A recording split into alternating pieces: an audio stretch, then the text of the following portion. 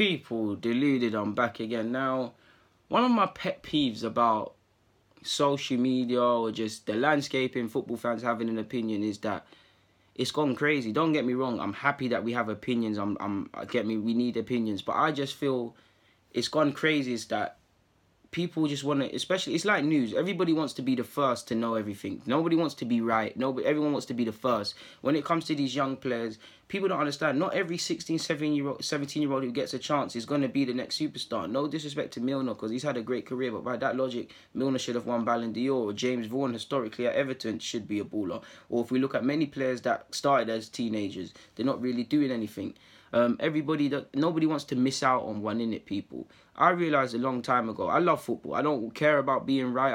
I love football. It genuinely fills me with pride to watch a football match, see a player that's good, seeing him develop. I don't like to miss out on players because that's just me in it. I like to see the development. That's just me in it, and I like to train my eye.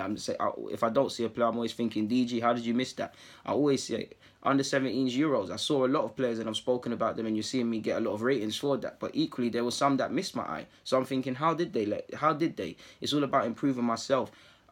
I don't know about anyone else, but I don't want to be first. I want to be right. You look at all of these scouting profiles on Twitter and all these people just talking about wonder kids. They can't tell you what a player's done right, but they can tell you all the fancy or wrong. They can tell you all the fancy stats. They'll compare him to Pogba, Messi, all of these things, just to be seen as the next one. I must admit, people are waking up their eyes and seeing that these people are frauds. But it's about being.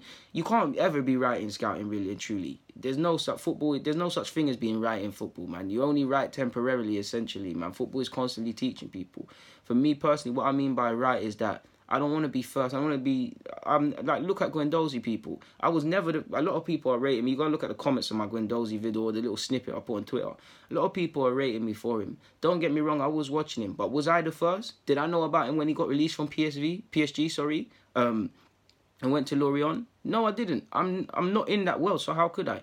I wanted to be right. So when I did come across him and made that vid, I made sure I watched him. I made sure I understood every characteristic of his. Now, you can't tell me, and again, obviously when he comes to the club, you're seeing new things, but go and look at what I said. I said that he's lovely with a ball at his feet. He can be a bit of a poor tackler. He's very naive. He's a wonderfully technically gifted footballer. Go and look at everything I listed. I did it down to a T because I wanted to be right, not rewriting that I know everything about this player. It's that I have seen this, I am saying it, and now you're seeing it. And I think that's a big reason as to why a lot of you rock with me, because you don't know I'm talking from a place of authenticity. I'm not just saying certain things.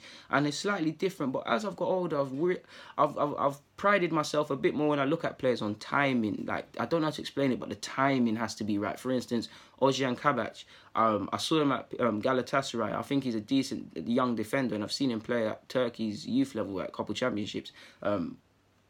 I think he could develop in, I don't know his level, but I think he could play Premier League football in some capacity, and he could be a decent centre-half. But he shows his naivety a lot of the time. He showed it against Porto for Galatasaray, and he showed it against who was it? Leipzig for Stuttgart. Poulsen conned him. Like, Poulsen basically, I don't know what Poulsen done, but he basically grabs him. Like, Kovac is the centre-back, Ozcan Kabak is the centre-half, Poulsen is playing up front.